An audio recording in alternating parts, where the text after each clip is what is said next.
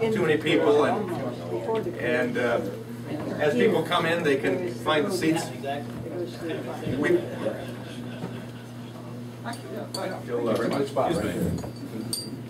Well, I appreciate you taking time. We thank the Caseys here for allowing space for this opportunity. And what's neat to see those of you that are purchasing the good fruits of their labors here, the good food.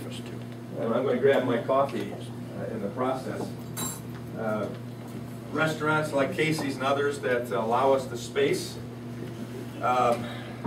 make sure you frequent them and use this. They're not giving endorsement necessarily by opening their spot to us, but they're saying, you know, people ought to be able to hear from elected officials, from candidates, from those that are seeking to represent them, as well as people willing, who've been given the opportunity to represent them at numbers of levels of elected office. And I must admit right up front here that we have enjoyed already in this campaign season, just in general, the scheduling of, what is it, over 25 of these meet and greet town hall meetings. During the course of the last 14, 15 months that I've been in the campaign, we've done multitudes of town hall meetings on the health care reform bill, otherwise known as the takeover bill, on the issues of energy. We've held town hall meetings that, frankly, your congressman should have been holding and wasn't holding. Town hall meetings like I held when I was in Congress, close to 200 of those town hall meetings, including on the issue of energy and the fuel costs. I'll never forget the last August I was in Congress, coming home from Washington when I wasn't speaking on the floor of darkened chambers, that Speaker Pelosi closed to us and closed to the people, and ultimately talked about that issue of what we needed to do and being independent from the rest of the world for our energy sources.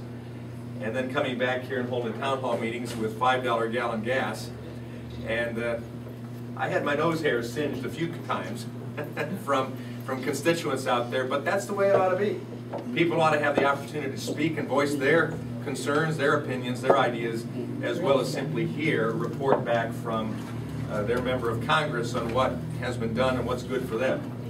I think that was what was so concerning to a lot of people on the health care issue when Congressman Shower came back after the vote and told you why you should like the health care takeover by the U.S. government. We don't want to do that. We want to be in front of you, and we'll continue the policy of coming back, if you give me the privilege of representing you again in Congress. We'll come back and do the same thing, open town hall meetings, unscreened, unscripted, where it's open to the public, including the other side. Rachel is here with us, and she's responsible in her job to film me. Everything I say and every expression I make, which is sometimes on tape looks a little goofy, because it's me. You know, not that I'm goofy, but hey, I don't always look, you know. One eyebrow, they tell me, is the evil eyebrow, and it goes up this way. Well, that's how God made me. We'll live with that. But she films me, and then they snip, her editors, snip it and make what I'm supposed to say out there about Social Security, which is never a full story when they portray it on their campaign ads against me, or whether it's on the health care issue, or whether, you name it. So don't mistreat Rachel. She's just doing her job.